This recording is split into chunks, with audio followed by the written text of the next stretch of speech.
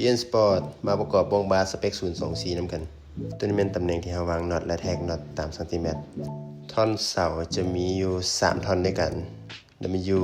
X และ Y มาเริ่มกันที่ท่อน Y เป็นท่อนอยู่ลุมสุดถอดเหล็กที่ยึดกับล้อออกครึ่งหนึ่งแล้ววางท่อน Y ที่มีหูปลายสุดลงซุบเข้าไปตามหูและใส่ล้อ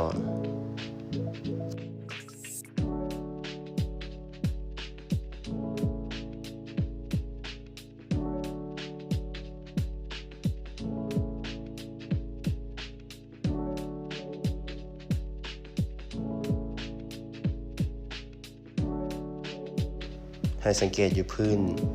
เพิ่นจะมีข้อสุดของเพิ่นให้ต่อมาเราจะใส่น็อตยาว 10.5 เซนและตัวน้อยเพื่อจับขาเหล็กด้านข้างทั้งสองด้านส่วนที่จับกับเสานั้นให้เอาขาเหล็กที่งออยู่ด้านถึงและขาเหล็กแปรซื้อจับเส้นฐานของพื้น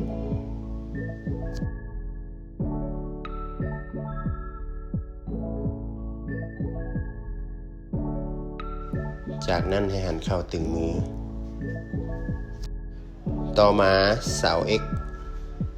เป็นเสาส่วนกลางเอามาเริ่มประกอบกันเลยตัวนี้จะเป็นตัวจับใส่น็อตยาว 9.5 ตัวน้อยนี่2ตัวเพื่อจับกับเสา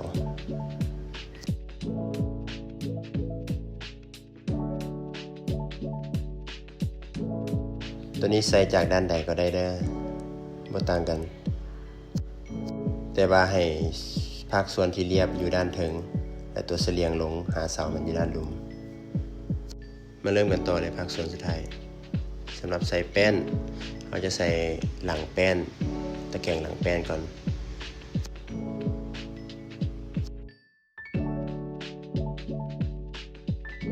เลือกน็อตยาว2 เซนติเมตรทั้ง2ตัวนี้ที่บ่มีตัวแม่จับใส่ด้านหลังแต่ว่าอย่าเฝ้าหันแน่น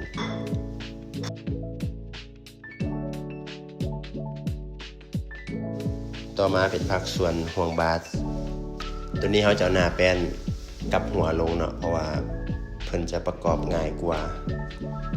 ห่วงบาสก็ต้องกับหัวเช่นเดียวกันเราจะใส่น็อตหูด้านลุมนี้ใส่ก่อนอันดับแรกแต่อย่าเฝ้าหันตึงมือเถื่อจนกว่าใส่แล้วทุกน็อต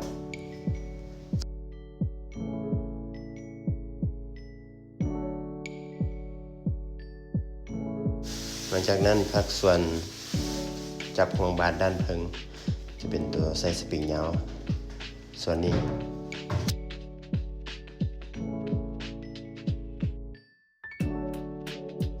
ให้ถอดน็อตออกแล้วเรียนตามวิดีโอที่เราจะสั่นไปให้ได้เลย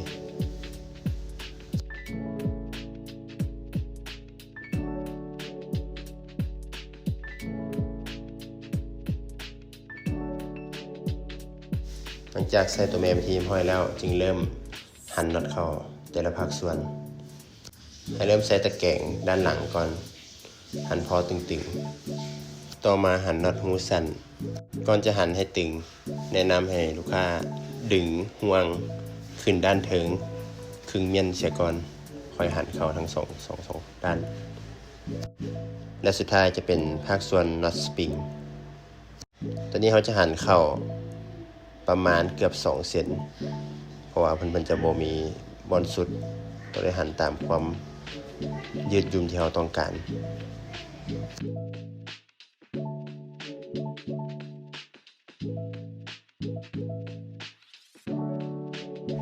และเสา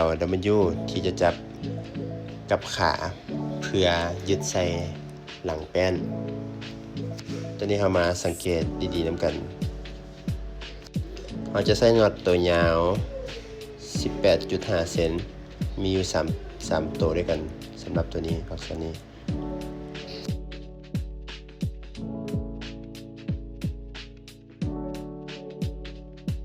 เพิ่นจะมีอยู่3หูสำหรับ ท่อนยาวของตัวนี้เนาะมันจะมีท่อนยาวและท่อนสั้นเราจะไม่ท่อนยาวเสียก่อนให้ลูกค้าใส่หูด้านกลางพร้อมกับแหวนจากนั้นใส่หยางห้องคอยซุบเข้าแกนกลางและใส่ยางห้องปิดท้ายเช่นเดียวกันอีกด้านก็ใส่หูจุดเดียวกันและปิดแหวนกับตัวเม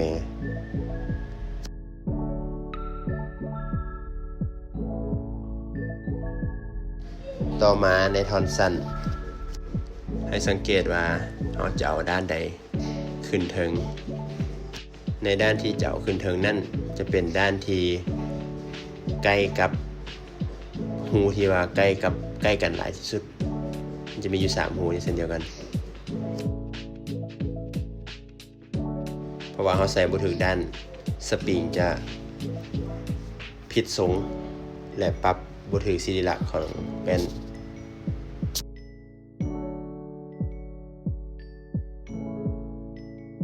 ในด้านนี้ก็เช่นเดียวกันใส่ยางห้องแล้วใส่หูที่ว่าใกล้กันอีกด้าน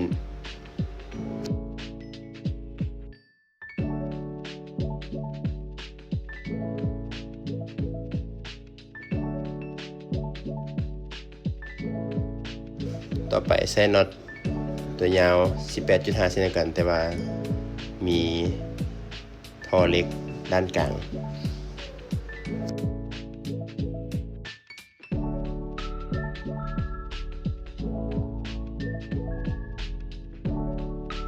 ตัวนี้ทางแอดมินเขา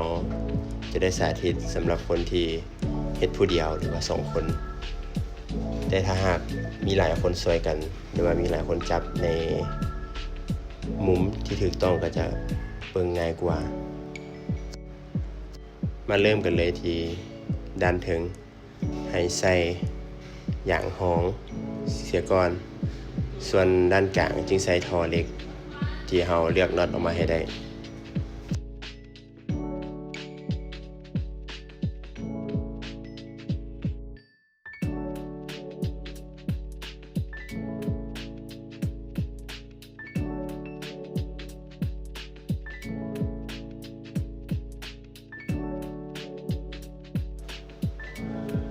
ต่อมาเป็นขายาวที่ว่าใส่ก่อนลงหน้านั้นใส่หูด้านลุมสุดเช่นเดียวกัน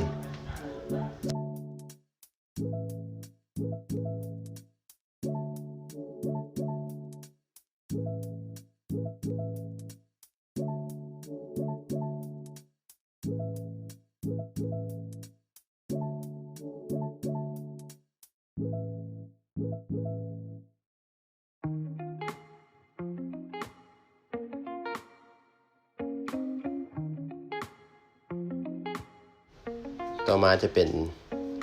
น็อตที่ว่าเอาไว้ใช้จับยึดดึงสปริงในจุดหูกลางตัวที่อยู่กับฐานจับแป้น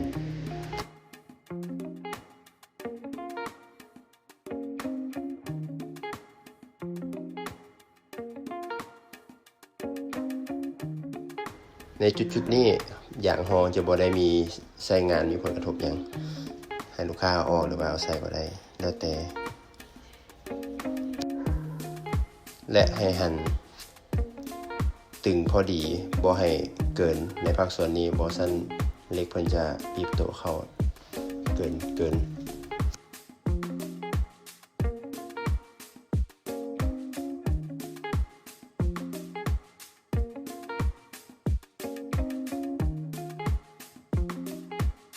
ขั้นตอนจับมือ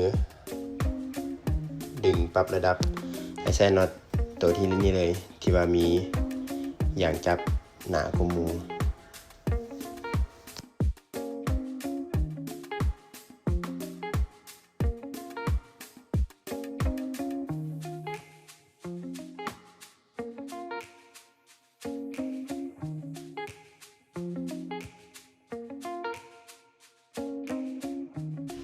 มือจับนี่ให้สังเกตตามวิดีโอให้หันไปด้านหลังของแป้น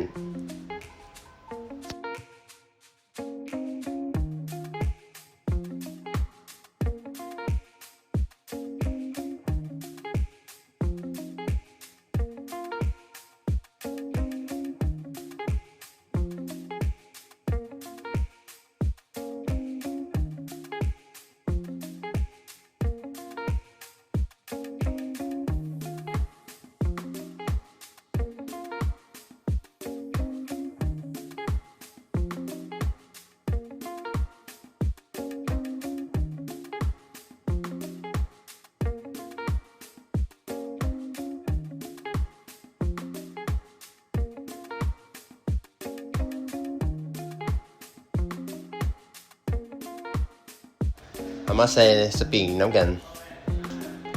ขั้นตอนนี้ถ้ามีหลายคนมาจับช่วยกันก็เฮงยิ่งดีจะเซฟและป้องกันการดีดอันตรายแต่ที่จริงแล้วถ้าเรามีบอลเหยียบสูงเนาะมีหลังกระบะบอลหลังท้ายรถก็ซุบเซทั้ง3ภาคส่วนนี้ก่อนจึงมาเฮ็ดขั้นตอนนี้ก็จะปลอดภัยกว่าในเทศตามวิดีโอนี้ก็ได้เช่นเดียวกันได้ให้หนีบแป้นเมียนก่อนหนีบใส่ขาหรือว่าหนีบใส่บนใดก็ได้เพื่อบุกกัดให้พันดีดเวลาเขาใส่สปริงแล้วมันจะดีดลงให้กอเสื้อตามวิดีโอแล้วก็ทั้งเอามือแว่นหนึ่งดึงทางสปริงนำจะได้แห้งดีตอนนี้หงายขึ้นหงายลงก็ได้บ่มีผลสามารถเฮ็ดตามเขาได้เลยตัวนี้เพิ่นจะช่วยในการปรับขึ้นสูงต่ำของแป้นบาสให้ง่ายขึ้นเพราะมันจะมีแนวดึงสวยเองเฮา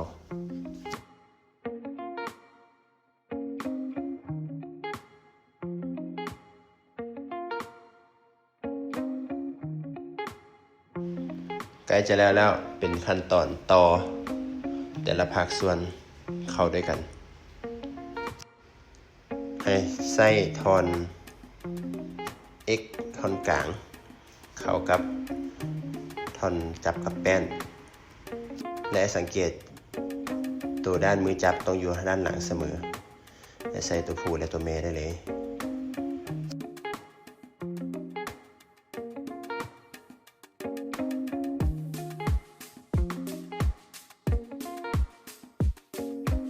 จากนั้นให้เติมน้ำใส่พื้นของทอนลูมเกือบเต็มเสียก่อนค่อยต่อภาคส่วนที่เหลือใส่กับพื้นเพราะว่าเพิ่นจะโง่ยถ้าเฮาบ่ใส่น้ำหนักถ่วง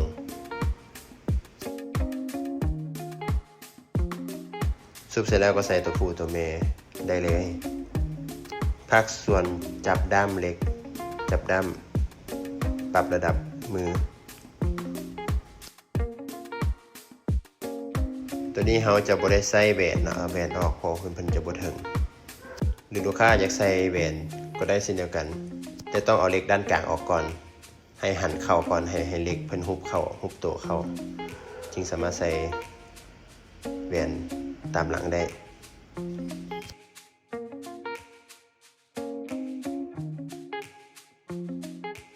ตัวนี้วิธีปรับระดับดึงขึ้นดึงลงตามความสูงที่ว่ากำหนดไว้ให้ได้เลย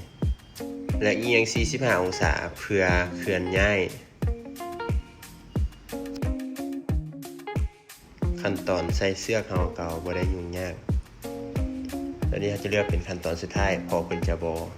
คุมเกะกะเวลาเราประกอบยังบ่แล้วสอดจากด้านในออกด้านนอกแล้วดึงส่วนที่สอดนั้นกลับมาด้านหน้าประมาณนี้ถ้าว่าบ่เข้าใจในภาคส่วนใดก็สามารถแชทหาทางเพจหรือว่า WhatsApp เฮาได้ตลอด24 ชั่วโมงใจ